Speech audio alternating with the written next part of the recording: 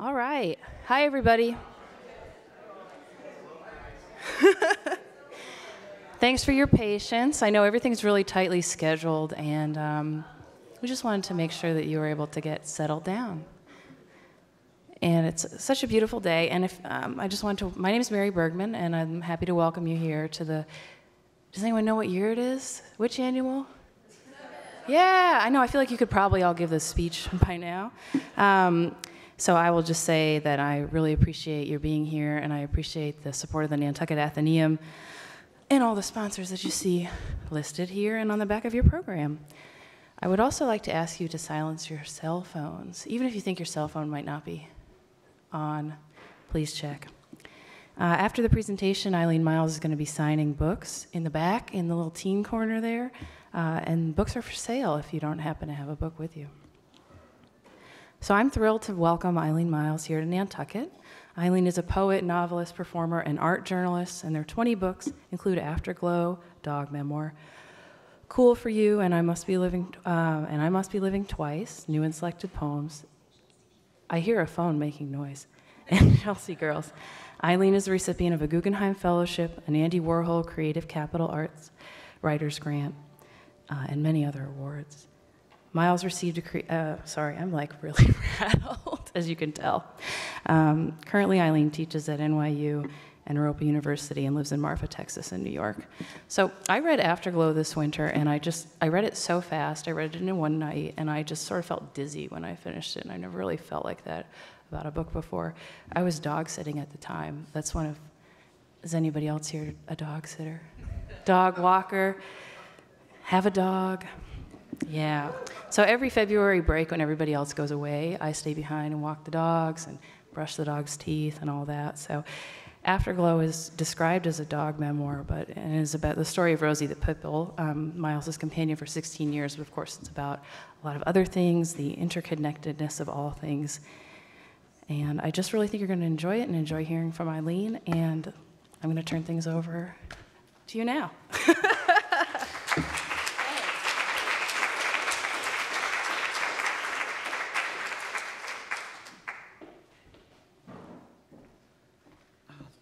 Hi, you guys. Thank you for coming. Thank you for coming in this beautiful sunny day where it's sort of, I guess we're sort of here for this book festival, but on the other hand, it's so kind of dazzlingly beautiful that it feels insane to be inside, you know? So I'm very grateful that you guys showed up. And also, I'm very grateful, you know, like, I do a lot of readings, and often you get these podiums, and they're slanted like this, and there's no place to put your drink, but in fact, we have, like, this very kind of nice platform here, so things are very cool over here. So I guess I just want to, I do not know if you know my work or not, and I sort of like to act as if you don't, and I'll tell you something about it. And it's fun to be in Nantucket in particular, because I grew up in Massachusetts, and had come to Nantucket exactly once around 1971 or 72, and I was kind of like depressed and just out of college, and I rented a bike and was like trying to go to the beautiful place. Like, I feel like my 20s were all about going to the beautiful place and realizing that I was still depressed, you know? And so this was one of those, and so it's so great to return to be and be somebody else, and it's different, but it's actually not that different. You know, there's more houses for sure. You know, a lot of places that were green, there are houses now, but and then I think it's kind of also kind of dazzling to be someplace where people keep referring to where they are as the island. You know, it's like, oh, you just came back to the island. I was like, oh yeah, we're on an island, you know. So the strangeness of the geography is startlingly and kind of cool. So I grew up in Massachusetts, and I was and I went to college in Boston, and I went to New York to be a poet.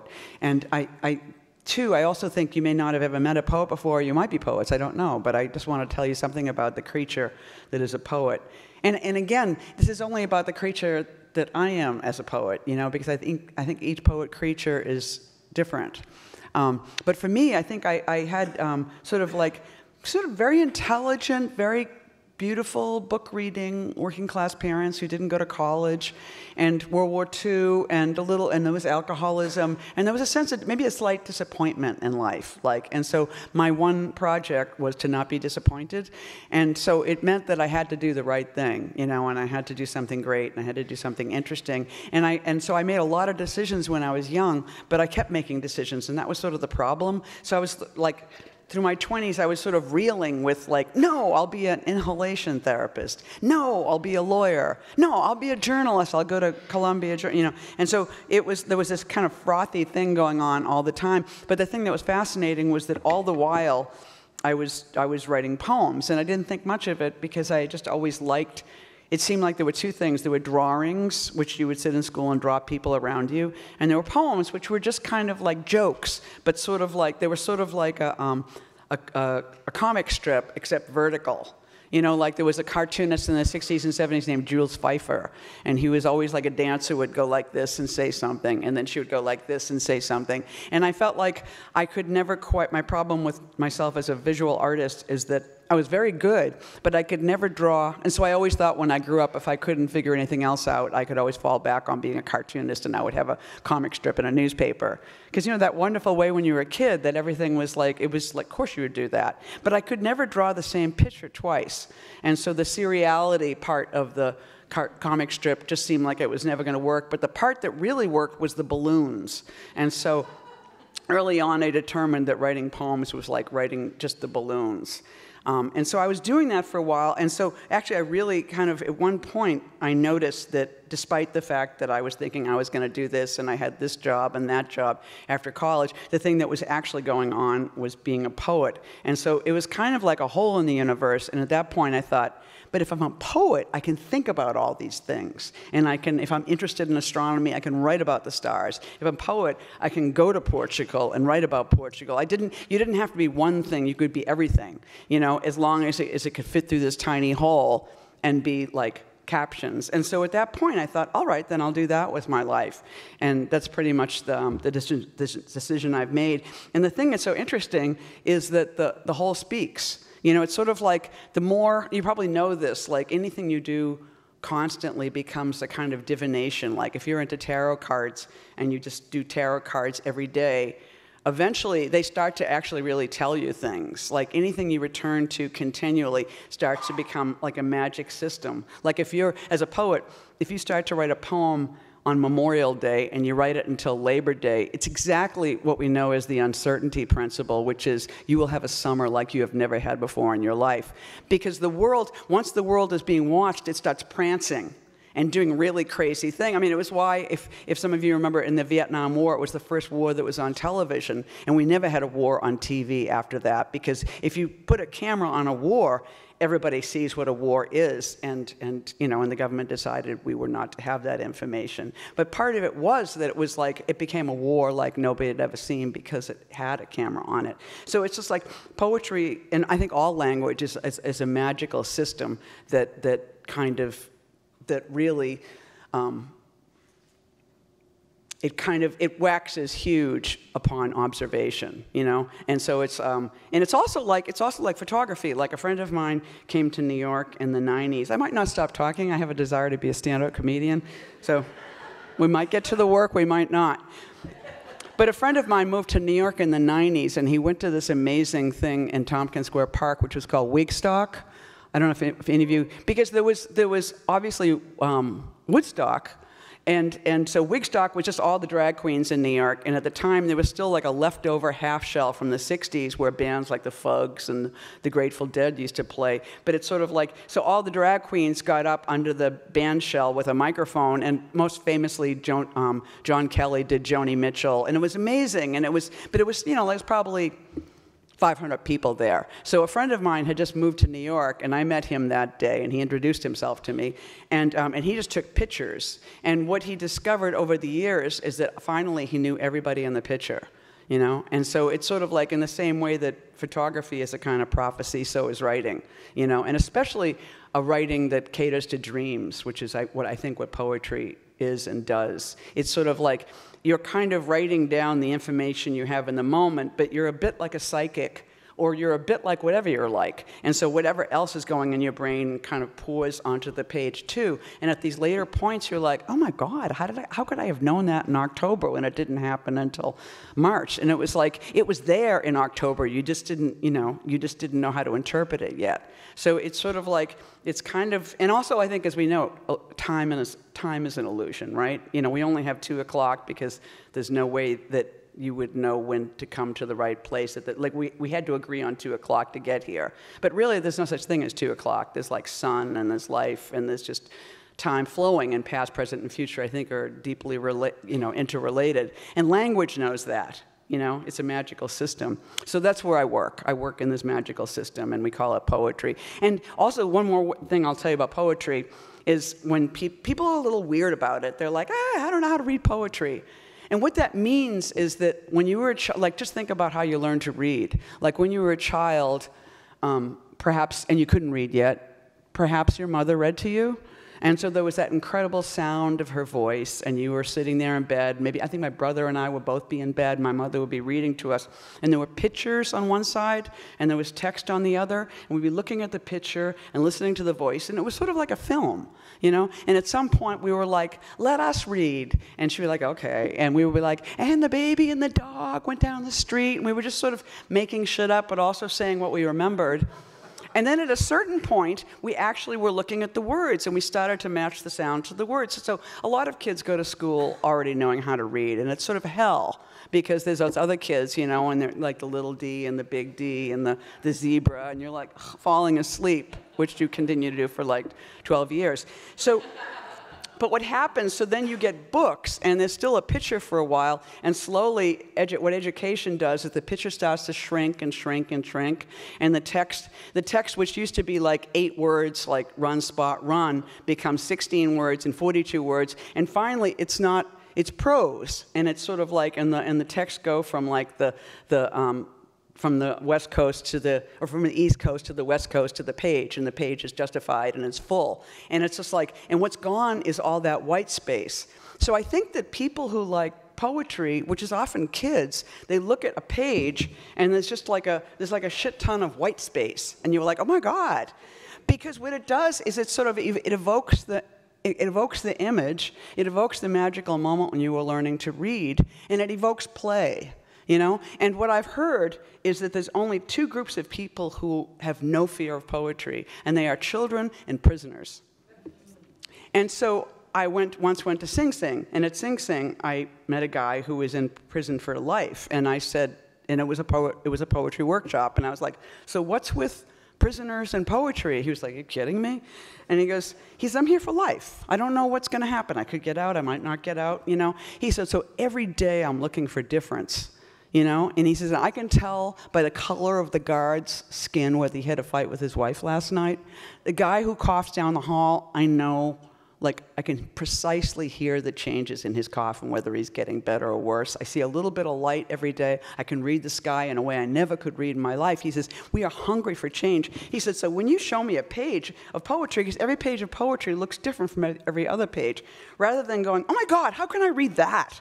He feels completely excited because it's different and it's open to him, and he's going to have an adventure with this irregularly. It's not a full page. There's a white space, and so he too is excited about the realm of play. So that's basically what poetry is.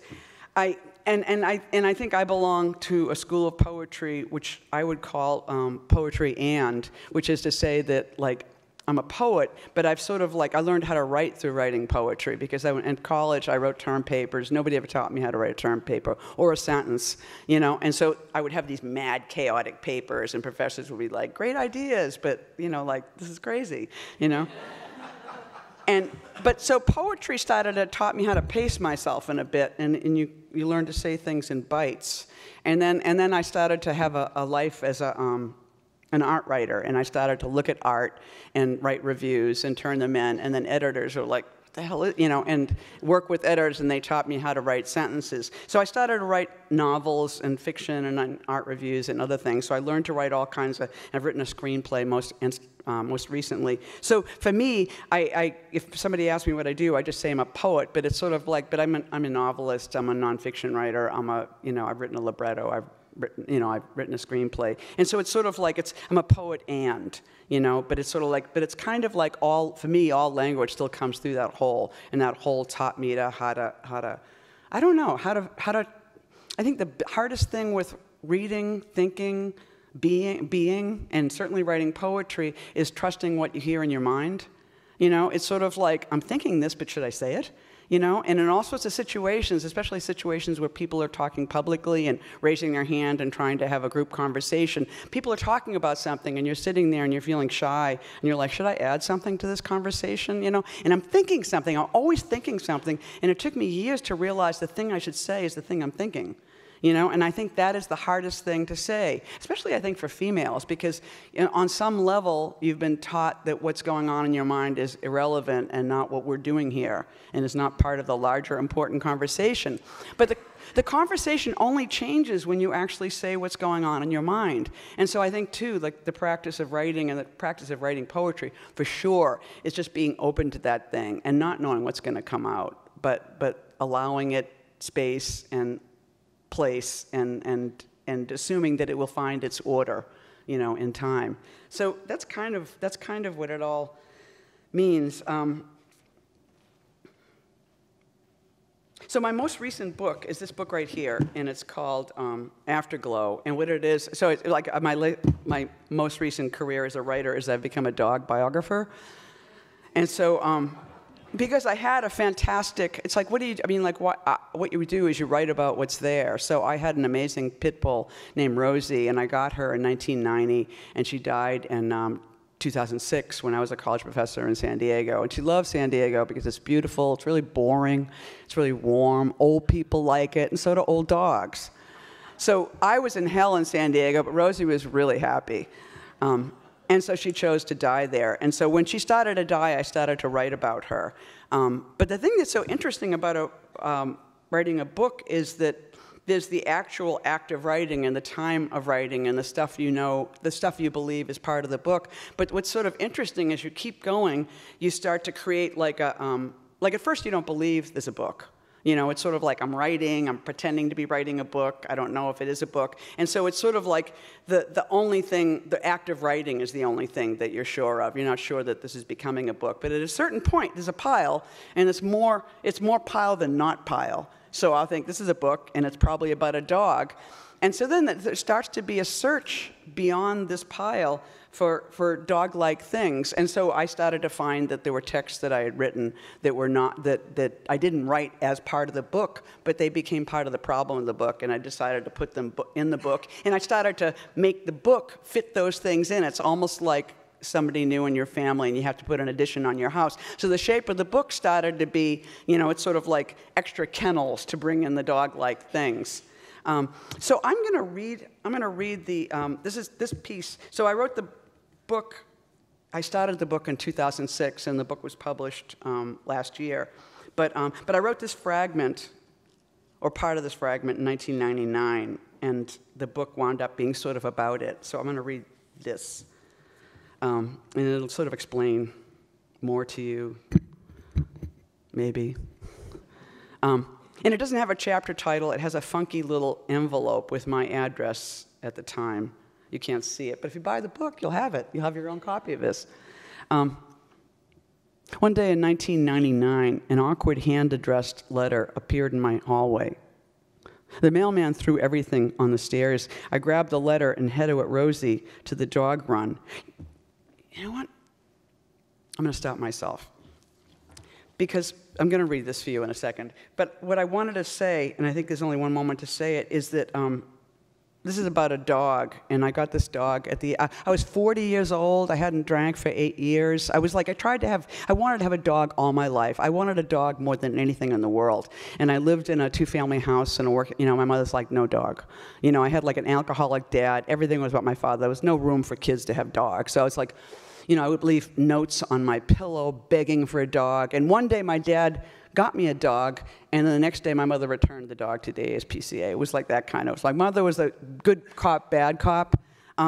So I wound up being a person who just wanted a dog so much that I felt like I became dog, and I felt like my longing was dog, and my desire was dog, and dog was So I want to read you a dog poem before I read from the dog book, so you'll understand the depth of the dog connection. This is called The Irony of the Leash. And it was the title of my first book of poems when books were like stapled, like somebody wrote, ran it off on a machine and we like collated 160 copies. Okay, The Irony of the Leash. Life is a plot to make me move. I fill its forms in unwitting crayon. I am prey to the materials of me. Combinations create me into something else. Civilizations, inventions numb me, placate me, carry me around. I am no better than a dog. My terms are not bark and howl, but I often get drunk and raucous. I was in my 20s when I wrote this. Often I need to get laid so bad I imagine my howls lighting up the neighborhood, pasting rings around the moon. As a child, I was very in love with the stars. As a human, a victim of my perceptions, it is natural that I should love light, and as a passive dreamer, it is natural that I should be attracted to the most distant, inaccessible light. What do you make of this, friend? I need the reassurance of human voices, so I live with a phone, or I go out and seek my friends. They are always different, these people who happen to be moved by the same music as me, whose faces I like, good voices. I can recognize the oncoming footsteps of a person I like. In this, I am little better than a dog. Sometimes I go to the movies and I sit in the dark, leaving the light and relishing the movements of images occurring in another time, bright and pretty. And though I know very well, as I paid my $1.50 and came in here and chose a seat, a decision based on the condition of my eyesight and my place in society, I may sit in the front or the back. Am I old? Am I young? I know very well that this movie is not real, yet I am often in the grips of fears more real than those my own life throws up from my unwilling complicity. And I am visibly shaken, often nearly screaming with fright and revulsion, yet I know it is not real. Movies have caused me to become an artist. I guess I simply believe that life is not enough. I spin dreams of the quotidian out of words I could not help but choose. They reflect my educational background, the economic situation of my parents, and the countries their parents came from. My words are also chemical reflections. Metabolically, I am either fast or slow, like short words or long ones. Sometimes I like words which clack hard against each other, like a line of wooden trains. Sometimes I wish my words would meld to a single glowing plastic tube, slightly defying time. I write quite a bit. I no longer believe in religion, but I find writing an admirable substitute. I don't particularly believe in art, but I know that unless there is something I do which is at least as artificial and snide and self-perpetuating, well, then I would have to find someone who had that sort of handle on things and hold on to him for dear life. I would be less than a dog. I think it's important to have your own grip on things, however that works, and then you should pursue that and spend the rest of the time doing the ordinary, exactly like a dog. Dogs are friendly creatures unless they've been mistreated. They like to eat and run around. They neither drink nor smoke nor take drugs. They are perfect. They mate freely whenever they have the urge. They piss and shit according to their needs. Often they appear to be smiling, but of course they are always happy. Interestingly enough, it is quite popular, particularly in the city in which I live, to own a dog, to walk him on a leash. Morning, noon, and night, people with families have dogs, and they add to the general abundant chaos of the household.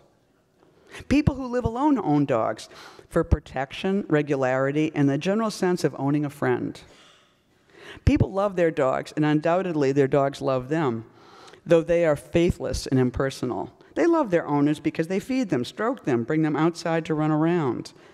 If a dog gets injured, its owner will take it to a dog or a clinic, depending on the economic situation of the owner. Dogs do not believe in God or art. Intrinsically, they have a grip on things. I unfortunately do not. I sit here with a bottle of beer, a cigarette, and my latest poem, The Irony of the Leash. Thanks. Thank you.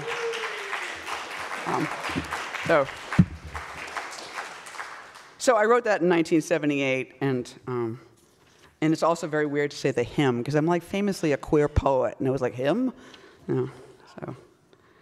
So one day in 1999, an awkward hand-addressed letter appeared in my hallway.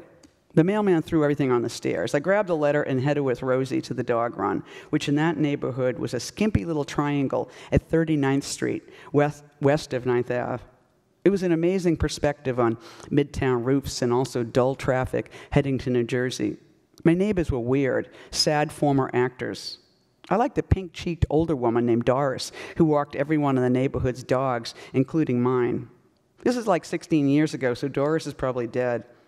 Sitting on a bench while Rosie sniffed the ground, I tore open the strange note. It read, "Dear Eileen, I take the liberty of calling you Eileen to begin the unpleasant duty of forcing you to legally take responsibility for the damages you have inflicted over a period of 9 years upon the being you have taken to calling Rosie.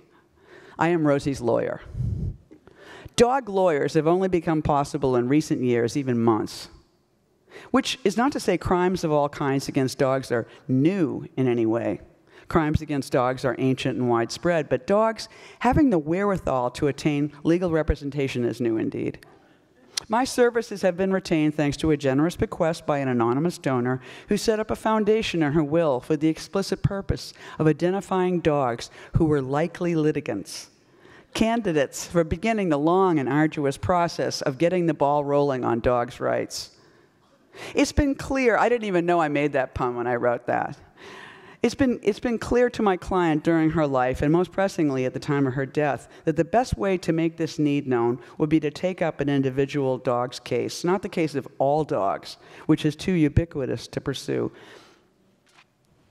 in the explicit way that law makes possible for human litigants who are generally assumed to be individuals. A wealthy individual, of course, does not have more rights than a poor one. We are all brought up to honor human rights, but only wealthy humans are able to use the full force of the law, i.e., obtain high-quality representation.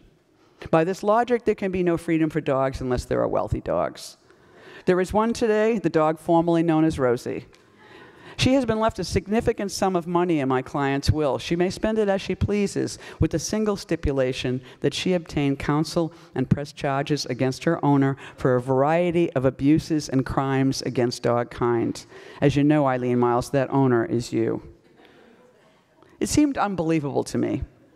Rosie was about 10. I looked at her licking an empty wrapper against the fence. She appeared entirely innocent of the letter's content.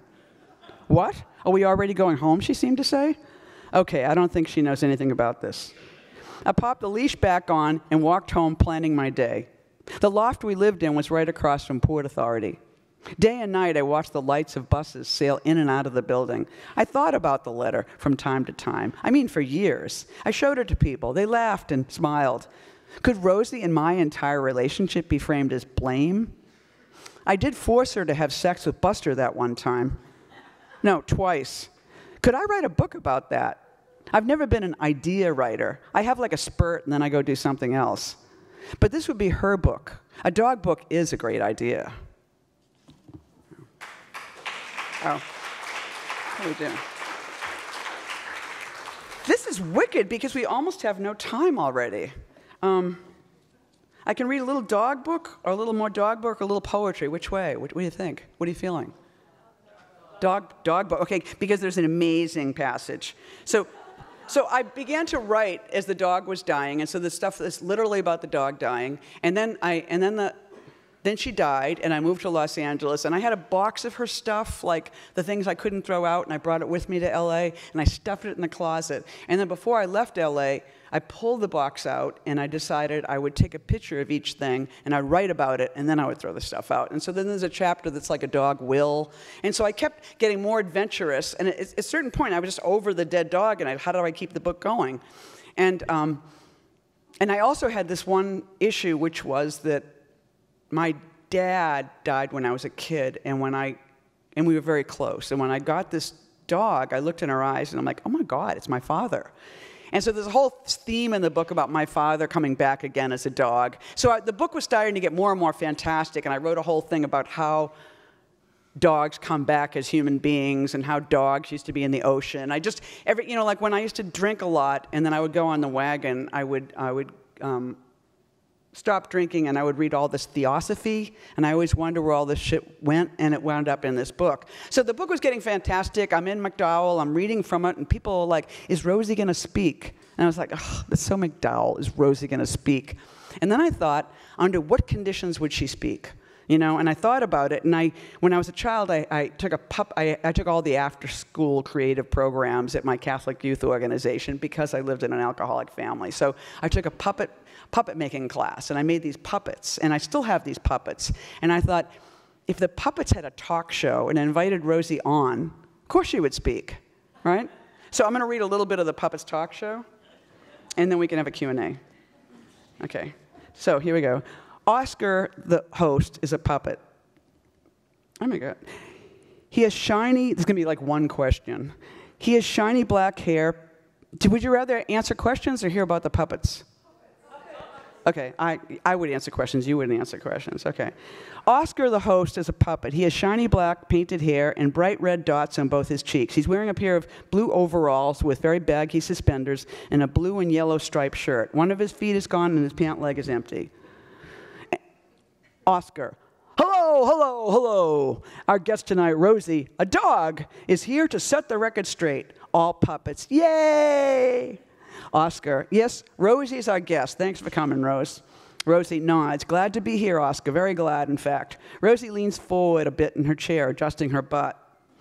Oscar, puppets and dogs. A lot of folks probably can't see the connection between our kinds. I say Boulder Dash. All puppets drumming. There's a puppet drum circle. Puppets drumming. Oscar, our studio audience, the kids. Camera pans to the kids. Just to the left of Oscar and Rosie is a short row of puppets. Bedelia, who has black yarn hair. Montgomery, a young guy with painted reddish hair. Casper, a ghost. Little more than a white clown head and a sheet. And finally, Crocky the crocodile, a pair of papier-mâché jaws going clack, clack, and a lower body of red and green upholstery material.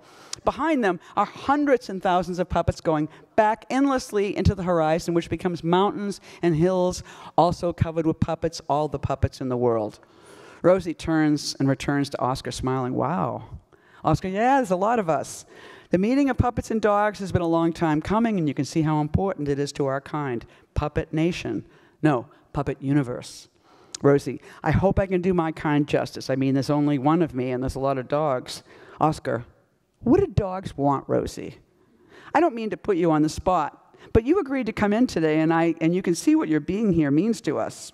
And I hope you don't mind me being honest. You guys are generally considered the enemy, for good reason. Dogs historically have torn a good many puppets apart. Tore us to shreds. Camera close-up on Oscar's face, and a tiny tear is dripping down. Rosie, I get it, Oscar, a lot of wrong has been done, but those Oscar bows his head and then lifts a white hand. Oscar, those were ordinary dogs, Rosie? Is that what you were going to say? Oscar looks over at his wife, Bedelia, and all the puppets up in the hills. He regains his composure. Rosie, I think I would feel more comfortable on the floor. Hops down and plants her head on her paws, looking innocent. Oscar, forget it. You came here to talk with us, and it's time to move on. Dogs are pawns, and puppets are pawns. Let's face it, puppets are puppets. People put their hands inside us. They enter our heads and our bodies to make us say things, whether we believe them or not. Rosie, over her shoulder, people have us on leashes. People feed us on the floor. They put us to sleep. People put us down. Oscar, right, and that doesn't happen to us. But now that you're animated, the idea is this is after Rosie's life, so she's animation now. After you're animated, we've got a lot more in common. All it takes to see things fresh is the right opportunity, a good invite. Oscar looks around proudly to be on our show. Rosie hops back on chair. And how many dogs get this, Oscar? How many dogs are called? I'm grateful I was called. I always was. I guess that's why I'm here. Oscar, what was it like? Rosie, what was what like? Oscar, I don't know how to put it. The fame? I mean, you're definitely getting famous right now. You've been written about. You're like Lady Di. You're basically being deified.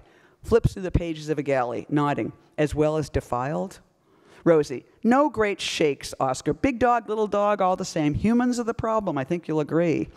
Oscar nodding, All puppets. A murmuring begins with Oscar's low hum and cascades all the way up the mountains like a growly bell or a quake. Oscar, you just touched the rock, my friend. Rosie, the one I had rode me like a car. She was interested in how she abused me. She wrote about it. She wrote about it extensively. I mean, that's why I'm here, right? When I died, she described the ways my body was treated. Paw pushed in plaster like a criminal or a child. They made a Rosie souvenir before they threw me in the fire. Then, and only then, and when I was dying, get this, when they're wheeling me around town like a man who has money, then she writes on her long legal pad, puppetry. She gets the idea that I was used, treated like I was an empty. Great. Yeah, what about my whole long life, Eileen? Oscar, that was your name for her? Rosie, no, it was not. I called her Jethro. That was my name for her, and believe me, I got in more than one fight defending that name. I tell a few other dogs in the park, ugh, here comes Jethro. When she's loping towards me with her big smile and a rope, like it's good news, I got to go home for hours and sit on the floor. Yet I had a certain amount of loyalty. The dogs in the park got snickering and telling all the other dogs, look, Jethro. I wasn't down for that shit, laughing at her. That's pretty much why dogs in captivity, but that's pretty much all dogs, we're known for our loyalty. We stay with the hand we were dealt, and we generally will fight for it. Dogs do have choices. Unlike you guys, we can move on our own, and some dogs totally do. Go to Mexico, for instance, live your own life, though you can fucking starve on those streets. But yeah, there's a lot of us down there. I guess anything's better than getting gassed as a pup, but my point was I was very often defending her and getting myself in fights in the dog run for years, and did she have any idea? First she tries to get me knocked up, had me raped. That is in the book, to her credit. Later she decides, no, that's not what I want, and then has my insides yanked out. Puppets look aghast, all puppets. Rosie, you didn't know about that? Spaying? Oscar, they take away your copy thing? Isn't that it, Rosie? Still, do you want more dogs? Isn't that the argument, alleviating dog suffering? Rosie, yes, we want more dogs. Do you want more puppets? Rosie turns and looks up the mountain and beyond. We want to outnumber humans and turn it around. Not in a warlike fashion, but, gentle. We're doing it from the inside out already. That's what this book means. We are talking to our masters, very gently and subtly. Dogs are true leaders and strong teachers, as the life of Eileen Myles after my own life will show. Life is short. That's the problem. It's very hard for one dog to do much in one lifetime. 16 years. By the time you hit your message, your body's failing. Oscar, so there's some truth? Rosie, truth to what? Eyebrow raise. Oscar, well, here's your book, Afterglow. It's right on my knee, and what I'm hearing now from you is it's not so clear how much of the work here is yours. Oscar turns towards the camera, waving the book. Authorship. Who's writing who? Rosie, want the facts? Here's the facts. And this is the end for now. My lawyer wrote Eileen Myles 10 years ago, and she did nothing. I was begging her for years. At least make us some money. The pages my lawyer wrote were brilliant. Can we throw them on the screen? It's a little long. Oscar, we're in puppet time. Do puppets have time? All puppets. Yeah! I'll stop there. Thank you so much. We have one question. I think we have time for one question. Anybody want to ask a question? Did you speak at a poetry festival in Farmington? Yes. Yeah. Oh, cool. Next question. There was some, and you'll be the fine. Yes, please. I do. I have a pit bull named Honey, and I rescued her from the city shelter. She was a stray in the Bronx for 2 years, and she was about to be put down at 1 o'clock. I didn't mean to get a dog, but I meant to rescue her, and now I live part of the time in Marfa, Texas, and I live in New York, and so Honey lives, it's crazy, like a stray from the Bronx now has like a large yard in Texas, and she goes hiking at Big Bend, and she even went away, last summer she ran away for 4 days on ranch land in Texas, and I met the border control, I met the animal control, I met all the ranchers. A friend of mine works in the Nature Conservancy. She got on a little plane flying around looking for Honey, and finally the story was 2 days out, a rancher said, there's some dog out there trying to, herding the bulls. And so she's gone from being a city dog, to like a wild dog in love with bigness. And yes, so I am still a dog owner. Thank you so much.